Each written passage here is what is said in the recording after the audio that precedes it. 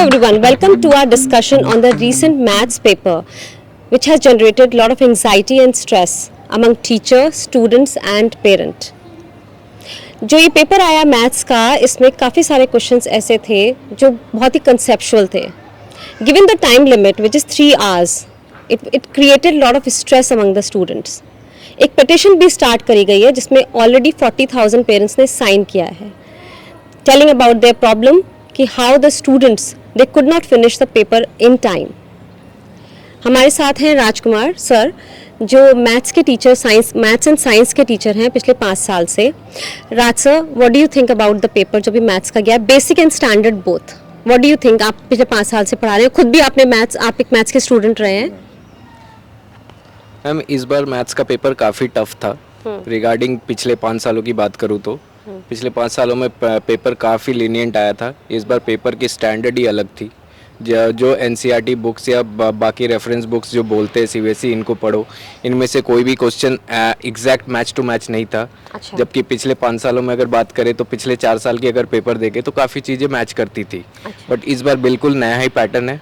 तो सीबीएसई ऐसे, और सैंपल पेपर्स जो आपने बच्चों को दिए वो कैसे नहीं, थे? सीबीएसई 2 महीने 3 महीने पहले सैंपल पेपर रिलीज करती है. हाँ. उसके अकॉर्डिंग अगर पेपर करा जाए तो इस बार का जो पेपर था उनमें से कुछ भी नहीं है और बिल्कुल नई चीजें बच्चों को पता चली है कि ऐसा भी मैथ्स हो सकता है. मतलब सैंपल पेपर में वो क्वेश्चंस ही नहीं जो एग्जाम में आए हैं? बिल्कुल नहीं. तो फिर फायदा क्या हुआ सैंपल पेपर का? पर हाँ, ये कह सकते हैं कि सैंपल पेपर प्रैक्टिस के लिए दिया जाता है, सीबीएसई वाले देते हैं कि प्रैक्टिस करे. बट ऐसा कुछ भी नहीं था कि जिससे ऑलरेडी बच्चे इतना डर गए पेपर देख के. इवन वी टीचर्स जो हम इतने सालों से पढ़ा रहे हैं, हमें भी पता नहीं चला कि ये पेपर्स आए कहाँ से. अच्छा. जो एग्जामिनर जिसने पेपर बनाया है उनका थिंकिंग ऑफ माइंड या उस टाइम माइंड क्या चल रहा था कि ऐसा पेपर वो बनाने पे मजबूर हो गए. अच्छा, ओके. कबीर, आपको कैसा लगा पेपर देख के? आपने बेसिक था आपका? हाँ जी. हाँ, आपका कैसा रहा? मेरा तो बेसिक था. So but I wouldn't say कि जो एनसीईआरटी मतलब सीबीएसई जो बोलती है वो कराया उन्होंने. जो सैंपल पेपर देते हैं 2-3 महीने पहले रिलीज कर देते हैं, उनमें से तो आई वुडंट से कि आया नहीं आया है. अच्छा, क्लास में क्या ये सब कॉन्सेप्ट्स आपको इसी तरह पढ़ाए गए थे जिस तरह एग्जाम में आए हैं, या कुछ क्वेश्चंस में आपको लगा कि ये कहाँ से आ गया? हाँ, कुछ क्वेश्चंस में मुझे लगा कि यहाँ कहाँ से आ गया. कि कहाँ से आ गया. ओके. मूसा, आप बताइए, आप एक स्टूडेंट हैं 10th क्लास के, राइट? 10th क्लास के, यस.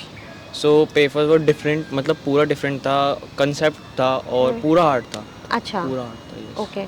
जो क्लास में पढ़ाया वो उसमें से जो कॉन्सेप्ट उन्होंने कराए थे हाँ. वो नहीं थे, उसमें दिखे ही नहीं थे. मतलब पूरा जो उन्होंने पैटर्न था बदल दिया. जो सैंपल पेपर उन्होंने कराए थे उसमें से कुछ नहीं आया. एज अ स्टूडेंट आपकी क्या हालत हुई जब आपने पेपर देखा?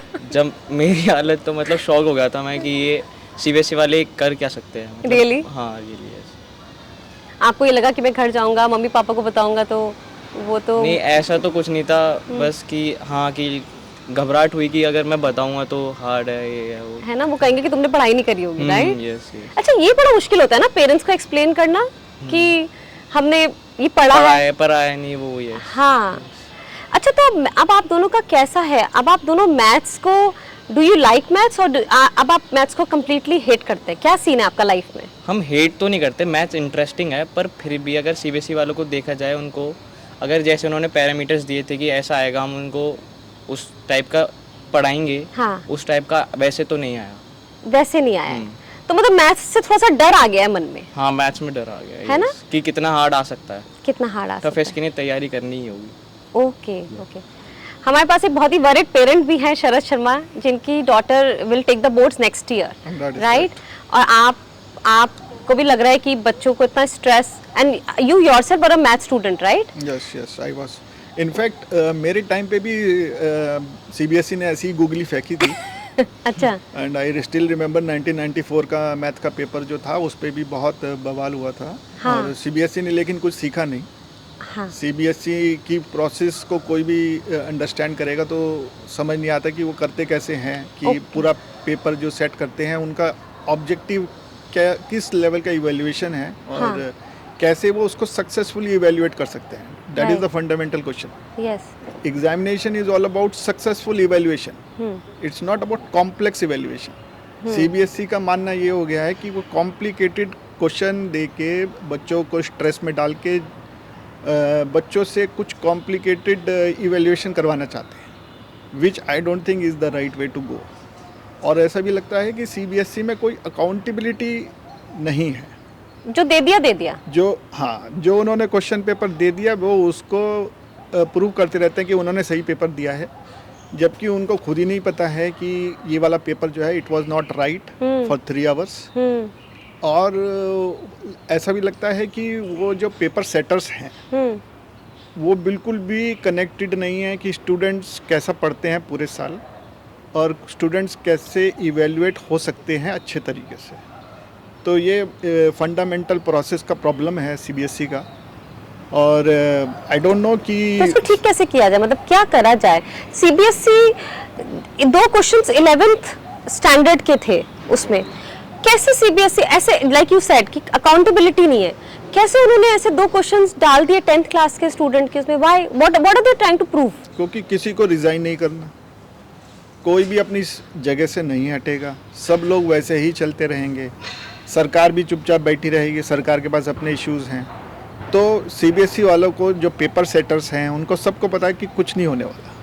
पेरेंट्स थोड़ा सा चिल्लाएंगे, पेरेंट्स थोड़ा सा नाराज होंगे, बच्चे थोड़े से स्ट्रेस में और जाएंगे। पर सीबीएसई वाले नॉर्मल हो चुके हैं, उनको पता है कि हर साल कुछ ना कुछ पेपर्स में ऐसा होता है और वो ऐसा होता रहेगा, उनको कुछ नहीं होगा, तो वो भी अपना नॉर्मल हैं, उनको कोई फ़र्क नहीं पड़ता। उन्होंने अभी तक उस एग्जामिनर का भी नाम रिलीज़ नहीं किया है क्वेश्चन पेपर सेटर का नाम नहीं रिलीज़ किया है जिन्होंने ये हरकत करी है स्टूडेंट्स के साथ। राइट, या ग्रुप ऑफ योर टीम जो है जिन्होंने बनाया पेपर, उनका कुछ पता नहीं है, किसी को नहीं पता है कि वो 200 लोग हैं जो पेपर सेट करते हैं, 500 लोग हैं जो पेपर सेट करते हैं, 5 करोड़ हैं, किसी को नहीं पता। इवन सीबीएसई को भी नहीं पता, मैं तो ये मानूंगा। क्योंकि जब आप पेपर ऐसा सेट कर रहे हैं जिसका कोई मतलब ही नहीं है, मीनिंगलेस पेपर है, तो इवैल्यूएशन भी मीनिंगलेस है। सही बात है। और अगर इवैल्यूएशन मीनिंगलेस है तो आप लीनियंट चेकिंग की बात करते हो, ग्रेस मार्क की बात करते हो, तो आप अपना इतना कॉम्प्लिकेटेड बनाने की क्या जरूरत है। और आपने फिर क्लास में पढ़ाओ ना, वो कॉन्सेप्ट पढ़ाइए फिर क्लास में। आप कितना पढ़ा सकते हैं और कितना 3 घंटे में वो बच्चा आंसर कर सकता है, वो अलग अलग सब्जेक्ट्स हैं। और सीबीएसई कोई ऐसा छोटा बच्चा नहीं है जिसको ट्रेनिंग दी जाए कि आप पेपर कैसा सेट करो। पर एक इम्पॉर्टेंट चीज़ है कि जो टीचर्स, जो पेपर सेटर्स पेपर सेट करते हैं और जो अप्रूव करते हैं, वो क्या उस बेसिस पे अप्रूव करते हैं कि ये पेपर रियली में सक्सेसफुली किसी स्टूडेंट को इवैल्यूएट कर सकता है। राइट। और क्या वो सिमुलेट करके देखते हैं कि 10 बच्चों पे वो पहले उसको एक्सपेरिमेंट करके देखते हो कि हाँ ये बच्चे 3 घंटे में इसको कर पा रहे हैं। राइट। क्योंकि टीचर्स हर पेपर को ये समझते हैं कि ये तो इजी है, क्योंकि वो सब्जेक्ट वो 30 साल से पढ़ा रहे हैं। वो 30 साल से पढ़ा रहे हैं, तो उनके लिए तो वो इजी है। हर क्वेश्चन 10 सेकंड का क्वेश्चन है, पर वही क्वेश्चन किसी बच्चे के लिए वो 10 मिनट का क्वेश्चन हो सकता है क्वेश्चन पेपर। बिल्कुल हो सकता है। तो ये जो मैथमेटिक्स का इन्होंने गूगली फेंकी है, 3 घंटे में इन्होंने सोचा है कि ये IIT लेवल का पेपर दे के और बच्चों से अच्छा बच्चों से इवैल्यूएशन करवा लेंगे अपना, तो ये I think they have failed miserably.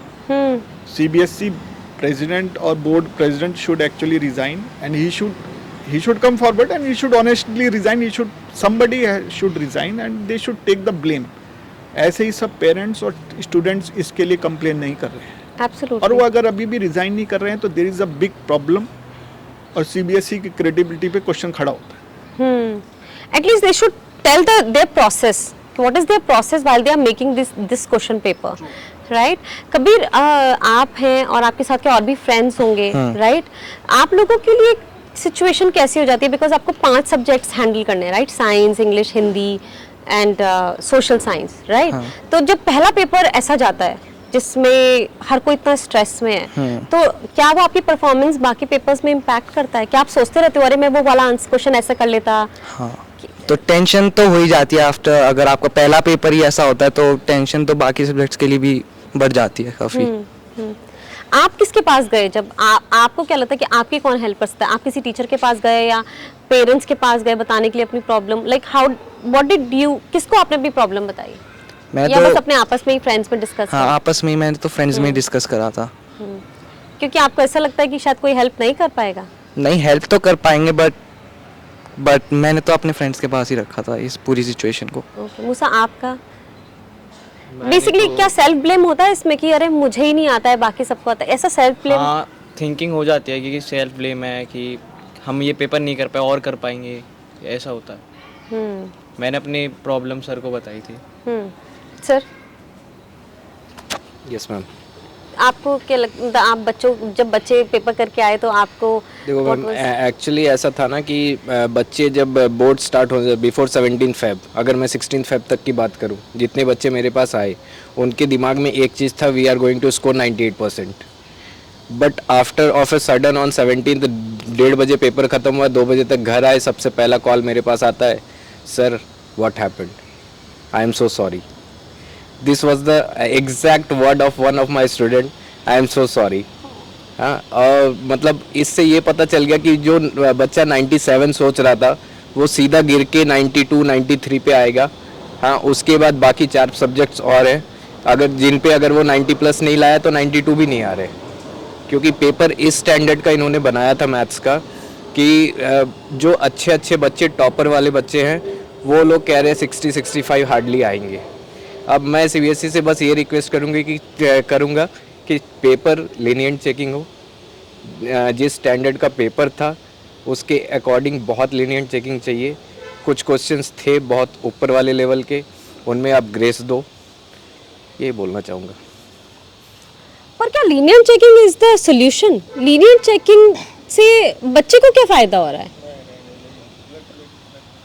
How is lenient checking, उससे बच्चे का कॉन्फिडेंस कहाँ बढ़ रहा है? लीनियंट चेकिंग का तो कोई मतलब ही नहीं है, उसका मतलब है कि फिर आप एग्जाम ले ही नहीं रहे हो। हाँ, What is the point of lenient checking? What is the child learning? What is lenient checking at all? Are you saying that you are putting a very difficult question, person is not able to attempt it, हाँ. and then you are going to award marks? Then what is the point actually of examining and evaluating if you are going to just award marks? It is better to give the person an easy one and evaluate on that basis. no, my What point is is कि the- easy भी मत दो, लेकिन आप वो तो दो जो आप क्लास में पढ़ा रहे हो। Whatever. You have to have a moderation of complexity. Yes. You cannot overtly complicate it for 3 hours, हाँ, and every student is not same. Some are Every- geniuses, some are not so geniuses, but you need to have a moderate level of complexity, and you should explain. There is no explanation. CBSE has not made anything clear. They will drop a googly in the board examination, which is a very critical exam in the life of a person, and they will throw a googly, and nobody is accountable, no process is explained, they have not explained anything, no, they're just a bunch of computers and nothing else. The system has really failed the students.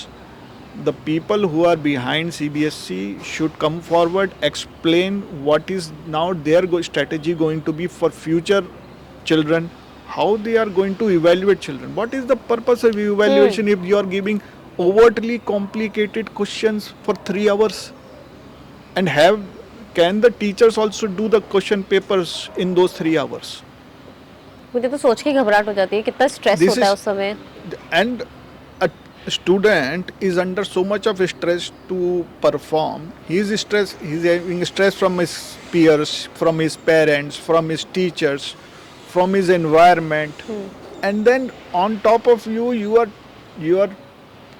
are just giving them impractical, overtly complicated and complex questions which he has to solve. That is not meaningful and purposeful. The whole evaluation criteria here has failed, and it has not failed once, it has failed many times. CBSE has goofed up, but there has not been any steps taken by CBSE, or they have presented a picture that they have learned from their mistakes. They are now considering themselves that they are beyond mistakes. They have become gods. So as there is to no say. accountability. So yes, there is no accountability. They are gods. Nobody can question them. Nobody can touch them. You have to just take them whatever they give to you, and just take it as fate, and you can do nothing about it. Another question which I am thinking is that they have started to do this 3 sets of papers. And simple question is that what is the advantage and what is the evaluation? हाँ How do you evaluate 3 kids on 3 different हाँ। question papers? अच्छा, तो ये question paper जो 3 different sets आते हैं, ये ऐसा नहीं है कि बस नंबर चेंज हो रहे हैं, सम से डिफरेंट है सारे। रीअरेंज करके दे देते हैं, पर सेट 3 जो था इस बार का, हाँ। उसमें क्वेश्चन डिफरेंट थे। अच्छा, क्वेश्चंस डिफरेंट थे। उसमें क्वेश्चन डिफरेंट थे, वरना रीअरेंज करके दे देते हैं। तो अगर सेट 3 में यू आर सेइंग कि कुछ question can be difficult from set 1 and It 2। is totally you cannot measure every student on basis of different questions. So that हाँ, fails the objective of evaluation here also. So CBSE should explain how do the students stand to gain with this evaluation methodology. See, CBSE is not the stakeholder here. Stakeholder is the student. Absolutely. Everything should be on account of how the system helps the student. Yes. CBSE should not play God here. They are trying to play a God here. They are not the gods. They are just one of the means of evaluation. But they are trying to play a God here. And just putting so much of different settings or complexities, I don't know what they are trying to achieve. They should keep it simple and straightforward. Evaluate kids, evaluate children, but on the basis of some methodology which gives the true evaluation of a children, so that children are able to perform in those 3 hours, and they are able to perform to their potential. They should not get disheartened, demotivated, Yes. and stressed by seeing some really tough, complicated questions which destroys their rhythm.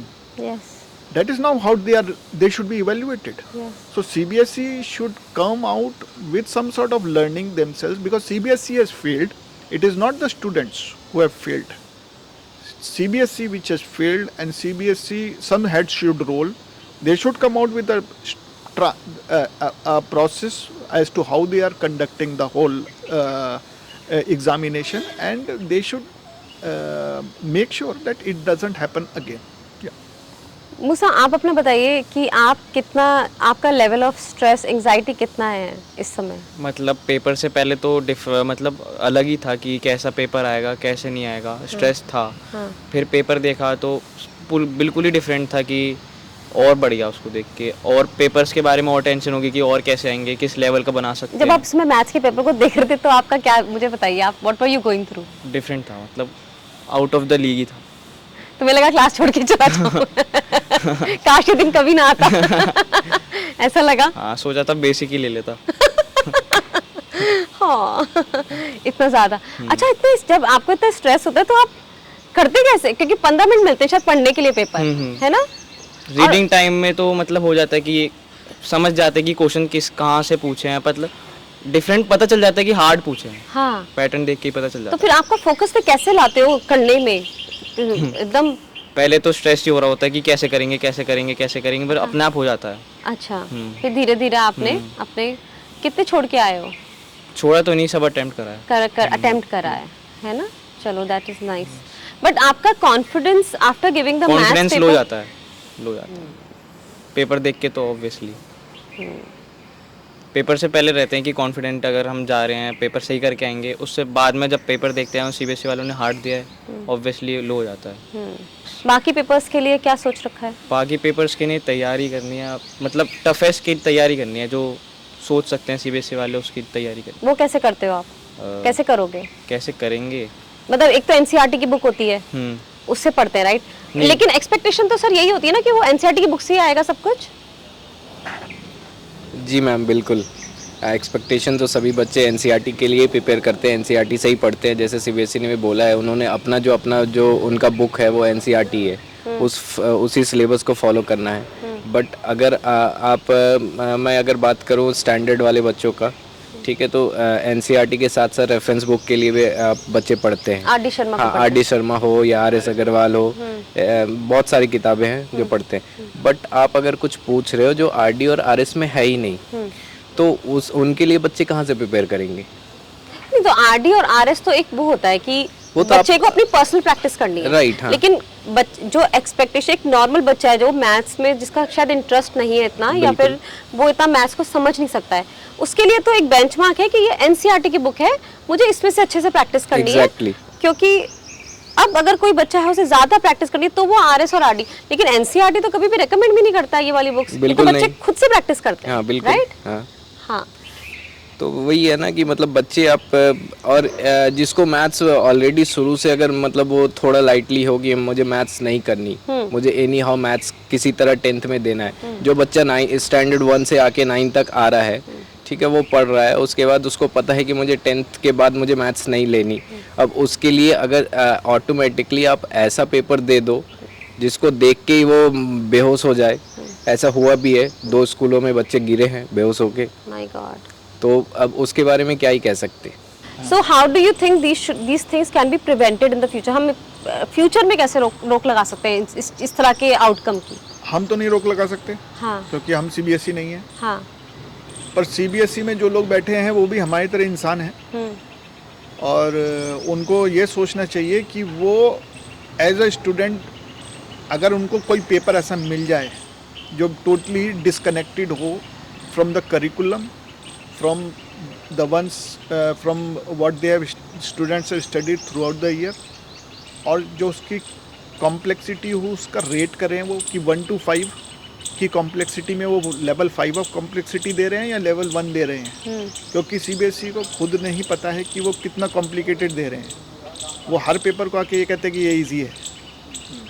अगर ऐसा ये सब चीज़ें easy हैं तो students जो हैं वो 1-2 शिकायत नहीं कर रहे हैं, सारे स्टूडेंट्स शिकायत कर रहे हैं, एक और पेरेंट्स सीबीएसई कह रहा है कि सब स्टूडेंट्स झूठे हैं और वो जो है सीबीएसई सही है। ऐसा तो नहीं कि सीबीएसई वो जो क्लास में वो जो 1% बच्चे होते हैं जिनको बहुत शौक होता है मैथ्स का या बहुत अच्छे होते हैं वो मैथ्स में, उनको सोच के तो पेपर नहीं बनाते ये सीबीएसई वाले? ऐसा तो नहीं सीबीएसई वालों का कुछ क्राइटेरिया नहीं है। सीबीएसई व्हाट इज, हाँ exactly what is the CBSE का क्राइटेरिया? कोई क्राइटेरिया नहीं है। वो क्या करते हैं 10 टीचर्स को का ग्रुप ले लेते हैं, हाँ या 20 का लेते हैं, उन्होंने कभी बताया नहीं है, पर वो 10-20 टीचर्स का ग्रुप ले लेते हैं। टीचर्स आपस में बैठ के 3-3 सेट बनाते हैं और सीबीएसई उसमें से एक सेट को फाइनल कर देती है, बेसिकली 3 सेट को फाइनल कर देती है और वो पब्लिश हो जाते हैं और वही बढ़ जाते हैं। कोई ये नहीं देखता है कि ये वाला पेपर सूटेबल टू इवेल्युएट है या नहीं है। ये सीबीएसई ने आज तक पब्लिश नहीं किया कि suitability of evaluation and successful evaluation, and CBSE ने कभी ये भी नहीं बताया है कि उनका क्राइटेरिया क्या है सक्सेसफुल इवेल्युएशन का, जबकि उनका काम ही इवेल्युएट करना है। And they don't know what is successful evaluation and what is the means of achieving successful evaluation. वो इवेल्युएट कर देते हैं, कभी कॉम्प्लेक्सिटी पे, कभी सिंप्लिसिटी पे, कभी लीनियंट मार्किंग, कभी हार्ड मार्किंग, कभी grace marks. CBSE is a big mess, it's a big mess, but nobody has taken, कोई गवर्नमेंट उनको सीरियसली नहीं लेती है, क्योंकि गवर्नमेंट के जो भी लोग हैं वो सब they have come from UP board और एमपी बोर्ड। सीबीएसई बोर्ड के लोग बहुत कम है गवर्नमेंट में। यस, हमारे मोदी जी खुद सीबीएसई बोर्ड से नहीं है, हाँ तो यूपी उनको बोर्ड कोई से ज्यादा मतलब लोग नहीं हैं। है, क्योंकि उनका कोई कनेक्शन नहीं है, तो वो सोचते भी नहीं है इसके लिए। वो सोचते हैं कि कोई एक बोर्ड है वो 50-60 लोगों के लिए एग्जामिनेशन कंडक्ट करता है, ठीक है, हमें ज़्यादा कोई मतलब नहीं है, और 50-60 लोगों का लाइफ इम्पैक्ट होता है। और जो क्रिटिकल सब्जेक्ट्स हैं वो अगर बच्चा उसमें अच्छा नहीं करता है तो ज़िंदगी भर वो स्ट्रगल करता है। हाँ तो सीबीएसई को ये देखना चाहिए कि वो उस बच्चे की लाइफ को इजी और सक्सेस कैसे बनाए, बजाय कि एक बहुत बड़ा राक्षस बन के और बड़े सींग वाला राक्षस बन के उसको इवेल्युएट करने की कोशिश करें, बहुत ही स्ट्रेसफुल एनवायरनमेंट में कॉम्प्लिकेटेड क्वेश्चंस देके। That is not the right way of evaluation. It should be student friendly evaluation. Yes. लोग अमेरिका ने क्यों इतना ज़्यादा किया है प्रोग्रेस, क्योंकि वहाँ पे स्टूडेंट फ्रेंडली इवेल्युएशंस है। यहाँ पे स्टूडेंट चैलेंजिंग इवेल्युएशन की, स्टूडेंट को चैलेंज करते रहो, स्ट्रेस देते रहो उसको। कंपटीशन वगैरह ठीक है, पर उसको स्ट्रेस देते रहो। हाँ। और एग्जामिनेशन में गूगली फेंक दो। हाँ। वो वैसे स्ट्रेस्ड है, वो और स्ट्रेस्ड है बेचारा। और कभी एक्सप्लेन नहीं करो, क्योंकि हम गॉड हैं, हम भगवान हैं, सीबीएसई भगवान हैं, बाकी सब जो हैं वो निमित्त मात्र हैं। हाँ। तो बस यही चल रहा है, और जब तक सरकार इसको नहीं एड्रेस करेगी तब तक ये खेल सीबीएसई का चलता रहेगा, और बच्चे संघर्ष करते रहेंगे, बच्चे सफ़र करते रहेंगे और स्ट्रेस में आते रहेंगे। कई बच्चे जो हैं वो अब अपना मोटिवेशन खो चुके हैं, और कई बच्चे जो हैं वो उनका खाना पीना जो है वो इम्पैक्ट हुआ है। बताइए ये कैसा इवेल्युएशन है अगर बच्चे स्ट्रेस में हैं और बच्चे नॉर्मल नहीं जिंदगी जी पा रहे हैं। बेसिकली मुझे ऐसा लगता है कि 10th क्लास का जो बच्चा होता है वो 15 साल का होता है, 16 साल का। अब उनकी लाइफ शुरू हो रही है, कॉम्पिटिटिव लाइफ, जहाँ पे वो एग्जाम्स देंगे। ये एग्जाम ऐसा होना चाहिए कि वो उनको एंथुसियाज्म होना चाहिए इस एग्जाम को देने के लिए, कि अरे हमने तैयारी करी है, अब देखते हैं ये एग्जाम हम कैसे देते हैं। Instead of feeling confident, like this exam should be like, it should make the students confident of themselves. It is enabler. This exam should be an enabler. But CBSE has made this exam a disabler. हाँ. What they are disabling the abilities. Yes. They are telling students that you are nothing. हाँ. You are nothing actually. We will make you nothing. हाँ. कि you are not good at anything, और अब तुम 11th में किसी तरह चले जाओगे. And nobody can touch us. हाँ. We will make you nothing. Nobody can touch us. Do what you want. Yes. We are the gods and kings, and we will do whatever we want. There is no accountability. Yes. There is nothing. Yes. And you will keep on suffering. Yes. अब ना आप दोनों students हो हमारे साथ, and आप दोनों मतलब you have very good brains, आप दोनों कॉन्फिडेंट भी हो, तो लाइफ में अब आपकी लाइफ शुरू हो रही है एक तरह से, right? Now you are competing at a national level. ये एग्जाम ऐसा होना चाहिए कि आपको अपनी एबिलिटीज पे प्राउड आए, या आपको ये पता चले कि अच्छा यहाँ मुझे इम्प्रूव करना है। आप you should be able to look at yourself objectively. इसको देख के हम और डिमोटिवेट हो जाते हैं कि हम कुछ नहीं कर पाएंगे। और आपका क्या हो रहा है, उल्टा हो रहा है। आपके पेरेंट्स के साथ कैसे रिलेशनशिप्स हैं इस बोर्ड्स में? पेरेंट के साथ अच्छे हैं कि बोलते हैं कि ठीक है, जितना तुम्हारा पोटेंशियल है उतना दो। Very nice, your parents are like that, right? नहीं तो हमारा क्या होता है ना, नॉर्मली हम बच्चे को बोलते रहते हैं पढ़ाई करो पढ़ाई करो, 16 घंटे we are expecting you guys to study, कि पढ़ो पढ़ो पढ़ो, सारा दिन घर में यही चलता रहता है। नहीं, कोई बच्चों के पेरेंट्स होते हैं जो उनको मतलब प्रेशर करते हैं कि पढ़ो, तुम्हें मतलब अच्छा स्कोर करना है। एग्जांपल दे रहा हूँ, मेरे एक दोस्त है, वो मतलब उससे 2 साल से मेहनत कर रखी थी कि मुझे बोर्ड में टॉप करना है। उसका मतलब वो बोर्ड देने के बाद कहता है कि नहीं होगा, मतलब वो रो रहा था। हाँ, तो instead of having confidence in his abilities, अब उसको ये लग रहा है कि maybe I am not good at something, right? तो मुझे ऐसा लगता है कि जो एग्जामिनेशन का पर्पस होता है वो तो नलीफाई हो गया। बच्चे को हमने उठाने की जगह उसको गिरा दिया, डिमोटिवेट कर दिया, है ना? Very heart breaking. सर, इसमें आप क्या कहना चाहेंगे? आप तो इतने स्टूडेंट्स को पढ़ाते हैं, अलग आप तो बेसिकली हर बहुत अलग अलग तरीके के स्टूडेंट्स को, जो मैथ्स में बहुत इंटरेस्टेड हैं और जो नहीं हैं, आप इस चीज़ को कैसे देखते हैं? मैम देखो, बच्चे तो सब अच्छे ही होते हैं, दे आर इंटेलिजेंट, राइट? बहुत इंटेलिजेंट। किसी को मैथ्स पसंद, किसी को नहीं पसंद, ठीक है, वो तो अलग चीज़ है। सर, हम क्या बच्चे का, चलिए मैथ्स छोड़िए, हम जब सीबीएसई में बच्चों को पढ़ाते हैं तो क्या हम एक बच्चे का जो उसका एक ब्रेन है, जिस तरह काम करता है, उस पर फोकस कर पाते हैं कि ये बच्चे का ब्रेन कैसे काम कर रहा है? नहीं, वहाँ तक हम पहुँच ही नहीं पाते। वहाँ तक तो हम पहुँच ही नहीं पाते, बिल्कुल नहीं। हाँ। क्योंकि जैसा कि अगर मैं देखूँ एनसीईआरटी की अगर बुक आप खोलें, ठीक है, तो उसमें चैप्टर वाइज जो उनकी मार्किंग स्कीम है, जैसे रियल नंबर्स की बात करूँ तो 6 मार्क्स का चैप्टर है, हाँ, बट वो पूछे जाते हैं 2 मार्क्स, 3 मार्क्स। अच्छा। हाँ, और रियल नंबर्स में एक ही क्वेश्चन जो मतलब हमेशा से आता रहा, प्रूव द इरैशनैलिटी, वो क्वेश्चन इस साल किसी पेपर में गायब था, किसी सेट में नहीं था। एक सेट ऐसा था जिसमें नहीं था ये पेपर। ओके, ठीक है। उसके बाद बच्चे प्रैक्टिस करते हैं, जो भी टफर साइड वाले क्वेश्चंस होते हैं। जैसे मैं अगर अपनी बात करूँ तो मैंने जितने भी बच्चे मेरे पास पढ़े हैं, उनको हर एक बच्चे को 15-16 सैम्पल पेपर मैंने सॉल्व कराया। ओके। हाँ, अब उसके बाद अगर कोई बच्चा मेरे पास पढ़ रहा है और वो अगर कॉल करके एग्जाम के बाद कह रहा है कि sir I am sorry, what does this mean, तो मतलब वो लड़का अगर कोई मतलब टॉपर वाला बच्चा अगर ऐसा बोले तो उससे हमें अंदाज़ा लग जाता है कि हाँ पेपर ख़राब गया होगा। पर ऐसा पेपर ही दे दो कि कुछ समझ ही ना आए, हाँ, तो बच्चा कितना भी मेहनत करके 50-60 इससे ज़्यादा तो नहीं ला पाएगा। सर आपने बच्चों के कॉन्फिडेंस लेवल में फर्क बिल्कुल कॉन्फिडेंस लेवल तो बिल्कुल गिर गई थी मैथ्स के बाद। उसके बाद फिर जैसे इंग्लिश का पेपर था, ये मतलब मॉडरेट आया। अब साइंस आने वाला है, साइंस का पेपर देखता हूँ कैसा आएगा। आपकी हालत खराब है। मेरी हालत तो बहुत खराब है क्योंकि 2 ही सब्जेक्ट्स पढ़ाता और दोनों मतलब मैथ ने तो तूफान मचा रखा है, अब साइंस का वेट कर रहा हूँ।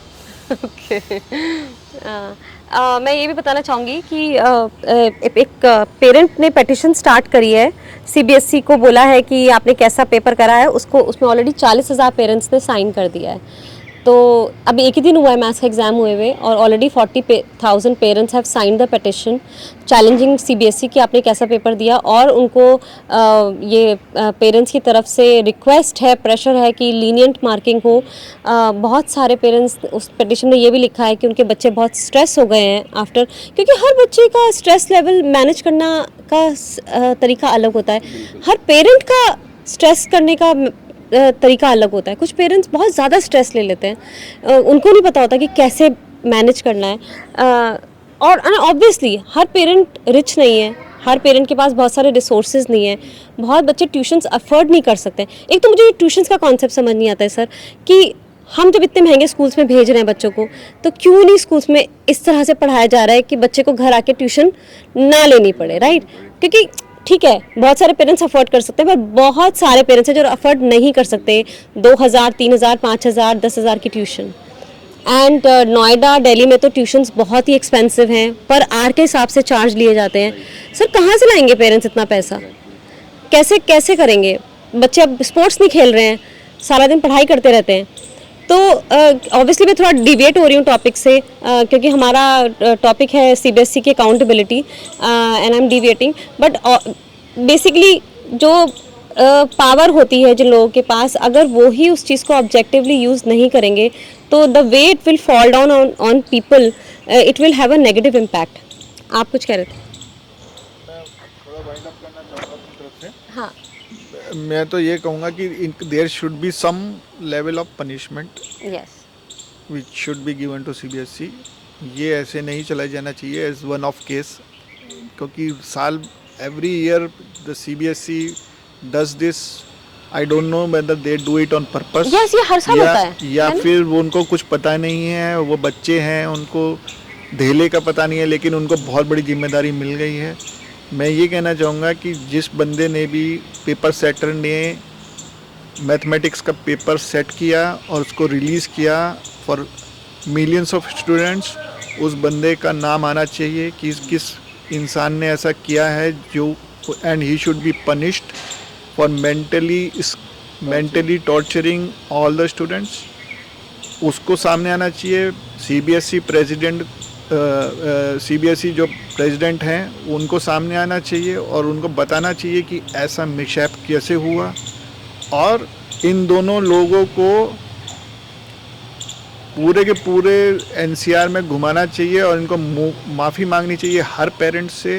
इन्होंने जो इन्होंने टॉर्चर हर पेरेंट को और स्टूडेंट को किया है और उनको मेंटल स्कार्स दिए हैं, उसकी वजह से इन लोगों को डीबार करना चाहिए कि ये लोग कहीं पे भी किसी भी क्षमता में किसी भी पब्लिक प्लेटफॉर्म पे कुछ भी आगे ना कर सके। ये मेरा एक रिक्वेस्ट है गवर्नमेंट ऑफ इंडिया से। उसे आप क्या कहना चाहेंगे सीबीएसई को? सीबीएसई को ये कहना चाहूँगा कि अगर वो जिस तरीके का पढ़ा रहे हैं उस तरीके से पूछे, मतलब डिफरेंट ना पूछे। जो एनसीईआरटी की बुक में है वहीं तक लिमिट रहे। अगर उन्होंने एनसीईआरटी हमें दी है, प्रोवाइड करी है, तो मतलब उस लेवल के क्वेश्चन आने चाहिए। हाँ, जैसे उन्होंने पैरामीटर्स दिए थे कि ये आएगा, हमने ये तुम्हें प्रोवाइड करा है, वैसे नहीं। और 11th क्लास के क्वेश्चंस तो बिल्कुल ना दे। 11th क्लास के क्वेश्चन तो बिल्कुल नहीं। Right sir? कबीर आप क्या कहना चाहेंगे सीबीएसई को? मैं तो कहूँगा कि this was very wrong from CBSE, है ना। आई मीन जो बच्चा आप बच्चे से जो करवा रहे हो वहीं दे एग्जाम में। आई मीन 11th क्लास का क्वेश्चन देने का कोई मतलब नहीं है। हाँ, आपके सब फ्रेंड्स ठीक हैं? होपफुली। किसी से बात हुई आपकी जो ज़्यादा डिस्टर्ब्ड है या? हाँ, मेरी एक दो से तो बात हुई है, but like they are kind of improving. हाँ, आपका पेरेंट्स के लिए कोई है जो आपके फ्रेंड्स हैं उनके पेरेंट्स के लिए आपका कोई मैसेज है? कि वो इतना हाँ। स्ट्रेस ना ले? हाँ, मैं तो ये कहूँगा कि बच्चे को अभी अभी इतना वो हुआ है कि काफ़ी ज़्यादा सेटबैक हुआ है, major setback for the student. तो अभी उनके बाकी भी एग्ज़ाम्स बचे हैं, जैसे साइंस बचा है, अभी एसएसटी बचा है, तो उनके लिए ज़्यादा प्रेशराइज अभी से ना करें। Let the student recover. और ये हमारा डिस्कशन करने का रीज़न भी यही है, जिससे पेरेंट्स को ये पता चले कि वो अकेले नहीं है इसमें। यहाँ पे बहुत लोग हैं जो इस चीज़ को फेस कर रहे हैं नेगेटिवली। तो पेरेंट्स बिल्कुल अकेले नहीं है, आपके बच्चे की बहुत सारी गलती नहीं है, बहुत सारी चीज़ें अलग से आई हैं। एंड मैं तो बोलना चाहूँगा बच्चों की कोई गलती नहीं है। बच्चों की गलती, बच्चे तो अपने पूरे मेहनत करे हैं। हाँ, अपना 100% तो बच्चों ने दिया है। अब पेपर ही अगर कुछ अजीब आ जाए तो फिर इसमें बच्चे तो कुछ नहीं कर सकते। हाँ, बच्चे ने अपना पूरा साल कंप्लीटली मेहनत करा, पढ़ा इतना सारा, पेरेंट्स ने प्रेशर करा। लास्ट टाइम प्री बोर्ड तक जिन बच्चों के अच्छे मार्क्स हैं वो बच्चे लास्ट में बोर्ड के बाद कह रहे कि सर मार्क्स अच्छे नहीं आएंगे। हाँ, तो यहाँ पेरेंट्स की मैं गलती बोलूँगा कि बच्चे को प्रेशराइज ना दे। हाँ, बच्चे को अपना काम करने दे। अभी 4 पेपर और बच रहे हैं, वो अच्छे से करने दे ताकि उनके मार्क्स का जो भी डिग्रेड हुआ है मैथ से वो इम्प्रूव हो जाए। Yes, thank you sir. Thank you ma'am. Well, thank you everyone. आप स्पेशली आप दोनों ने एग्जाम के बीच में आके ये डिस्कशन में आए, आपका बहुत बहुत थैंक यू। आई होप कि next year maybe CBSE कुछ इम्प्रूव करेगी and they will be close to reality. Specially NCERT की बुक से ही दें जो भी दें, और ऐसे क्वेश्चंस ना दें जो एकदम सर घूम जाए बच्चों का। एंड सर आपका बहुत बहुत थैंक यू अपने पॉजिटिव मैसेज के लिए। Also we request CBSE to take more accountability, जो उनके एक्शंस हैं आके एक्सप्लेन करें अपना प्रोसेस। और हम यही एक्सपेक्ट करते हैं कि आप बच्चों के भले के लिए ही कर रहे हैं जो कर रहे हैं, तो why to give them this thing कि उनके अंदर कॉन्फिडेंस कम हो। आई थिंक बच्चों में और कॉन्फिडेंस बढ़ना चाहिए सीबीएसई का एग्ज़ाम देके। उनको ये फीलिंग आनी चाहिए कि हाँ we can do it and we can compete on an international level. तो बच्चों का कॉन्फिडेंस इम्प्रूव होना चाहिए, कम नहीं होना चाहिए। तो हमारी रिक्वेस्ट है on behalf of these 40,000 parents also जिन्होंने पिटिशन साइन करी है to CBSE, please come forward, please अपना प्रोसेस एक्सप्लेन करिए एंड प्लीज़ टेल कि आपके एक्सपेक्टेशंस क्या हैं from this paper which you are making every year. Thank you so much and all of you have a nice day.